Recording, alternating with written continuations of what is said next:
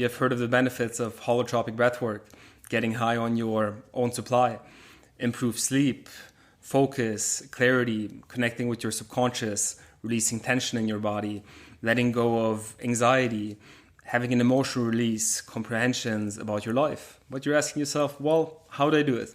And in this video, I give specific instructions on how to do the holotropic breathwork. So the way I do the breathwork session, there are 3 different phases. The first one is connecting with yourself, your breath, your body, to calm down from the stresses of life. And it's taking deep inhales and exhales through the nose to mentally, emotionally, physically prepare you for the main part, the second part, the holotropic circular breath, where you take deep inhales.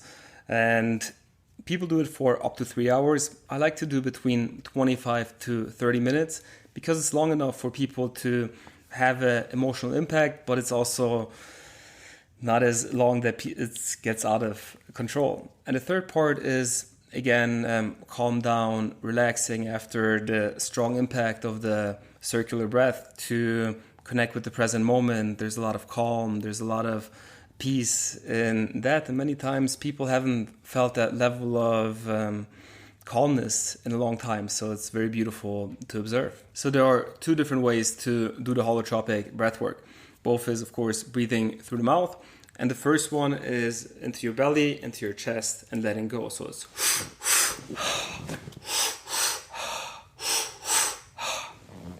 you also don't stop at the bottom or at the top, and you don't push the air out, but you let it fall out. So I'm gonna demonstrate how it's not done.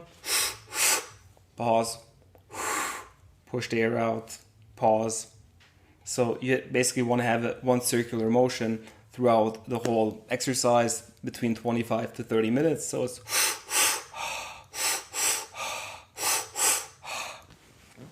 however, for some people, it's a bit difficult to coordinate that. They're just like, wait, hold on a second, belly, chest, maybe like, and they're all up in their head. They're not really sure on if they're doing it right. And in that case, what you can also do is just take deep inhales and exhales. So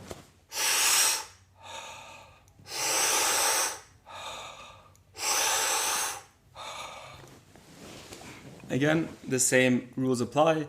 Don't stop at the top or at the bottom. Don't push the air out. Let it fall out. Also, the more intensity you breathe, the deeper your experience will be. And also, the sooner you do the inhale, the more intense it is as well, because the idea of the whole thing is to have more oxygen in your body. That changes your brain chemistry. The part of the brain that the monkey brain that talks all the time is going to shut down, and deeper parts of the brain where emotions, deep memories stored, are going to activate.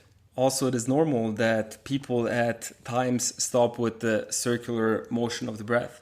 And it can have also certain psychological backgrounds that parts of yourself is not ready to encounter certain things inside of you. So during the class, I like to keep reminding people to keep on breathing, also breathe myself, sometimes use the drums, whatever, to maintain a rhythm and to keep reminding people to keep on breathing.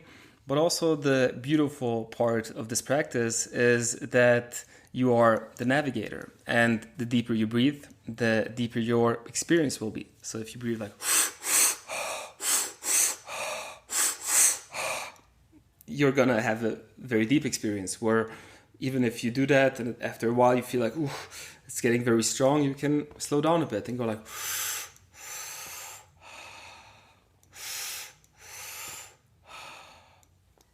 and generally my recommendation is to start slower. You know, it's building a certain level of trust in yourself, connecting with your subconscious, and the practice itself. You don't need to solve all of your problems in one breathwork session. And it's good to start slow and keep on building up the more familiar you start to become with the breathing technique itself. There are certain physical side effects to the holotropic breathwork as well, and it is to have a dry mouth. also to have temperature changes. Some people sweat very strongly in the sessions, others are cold, especially after the circular part of the breath work, so have a blanket nearby. It's also normal that you feel tingling throughout your whole body, your face, that you have the lobster claws, that sometimes you even have like those strange movements, other times pains in your joint, and it can feel very intense also physically. And at that time, the conscious mind can come up like, oh, this is dangerous, I should stop. And it's important to remember, people do this for up to 3 hours. We do usually 25 to 30 minutes. So you are safe, and exactly at those times when there's the resistance is where you want to push through. You don't have to be a maniac breathing to breathe like that for 25 to 30 minutes straight, but if you feel it very intensely, just slow down. But maintain that circular part of your breathing practice for those 25 to 30 minutes. You can also start slow and build up, and it's a beautiful way to connect with yourself. This breathing practice is also very intense and taxing on the nervous system, so you don't want to do it more than twice a week. And there's also certain medical contraindications to people who shouldn't do the holotropic breathwork. It's people with epilepsy, people with cardiovascular disease, people with heart condition, detached retina, also people with psychiatric condition, people or women with pregnancy, all that kind of stuff. So it's always important that you're medically cleared. I will put some of the conditions in the description as well. Again, I'm not a doctor. Please make sure yourself that you are physically cleared to do this practice. And another question that comes up, hey, can I do this on my own? And the answer is yes, but you would want to most likely do a guided session, preferably in person or online before, to start to develop that level of trust in yourself and this practice. Once you see like, hey, this is working for me, I feel confident in doing it, then you can do it by your own and gradually increase the intensity as well. If you have any questions about the holotropic breathwork, write it in the comments. And I do sessions online, offline as well. So if you want to try it for yourself, shoot me a message and I'll see you in the next video.